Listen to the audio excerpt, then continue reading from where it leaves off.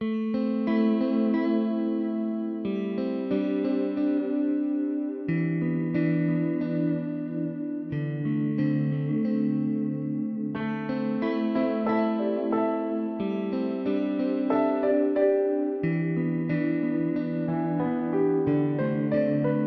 say one of the biggest hangups that people have against religion, and I don't even like to be associated with religion because that's about tradition and do's and don'ts.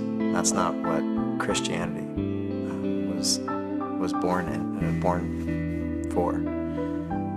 But the biggest thing that hangs people up is hypocrisy, because they see people saying one thing and living completely the opposite. And so it's not the easiest thing to do is to live all of these things that we proclaim, that we're saying we're trying to do. And that's the unfortunate part, is people outside of the church, they don't see that the people who make the church up are the ones who see that they need God in their life because they are struggling. They're not the ones who say, I'm a better person and so I go to church. It's the people who are sick that go to the hospital. It's the people who need God go to church. It's because they're struggling through life.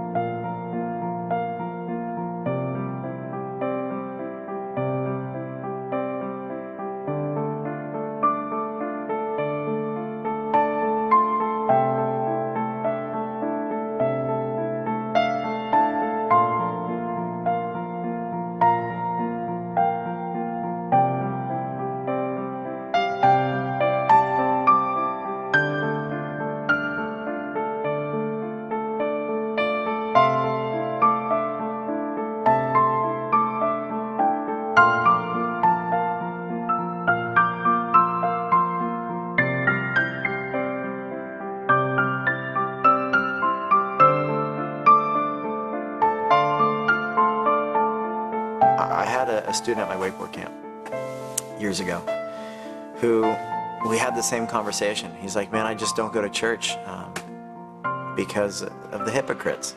And I said, I hear you. I understand. You know, I've had the same problem. So many of those people, you know, you see them raising their hands in church one day and then the next day, you know, using those same hands to flip somebody the bird.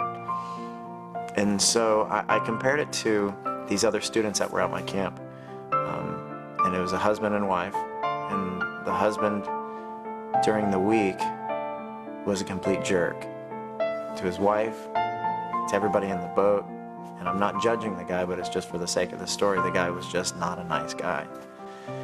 And I said, I want you to imagine, to the guy that I was talking to that didn't like the church, I said, I want you to imagine that this guy represented wakeboarding. You'd never been out wakeboarding or involved in the sport in any way.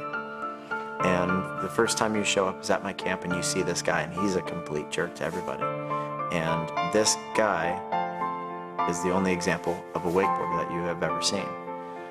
Imagine what you'd be missing out if you decided, I didn't want to be part of wakeboarding because of that guy. Imagine the fun you'd be missing out. Imagine the progression, the times you'd be spending with friends. You can't let other people ruin the experience for you, because when that day comes, God isn't going to ask you about those other people and how they lived, but He's going to ask you about how you lived. So be careful of the hypocrites, because I'm one. For the people who know me as Sean, as a friend,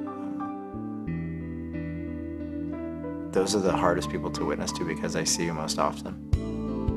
And they can catch you when you're being a huge hypocrite. As I have really started to focus my spiritual walk and read daily and pray without ceasing, that's when my walk has become stronger and more consistent. I'd say consistency is a big thing with not being a hypocrite. But every day I struggle. I think that being a hypocrite isn't necessarily always the worst thing, because sometimes it can be an avenue that you can talk to someone about your faith, because that's the great thing about Jesus, because he died for us so that we can come to him and have salvation through faith and not by what we do. Good thing it's not about what I do, because if it was, I'd be done for.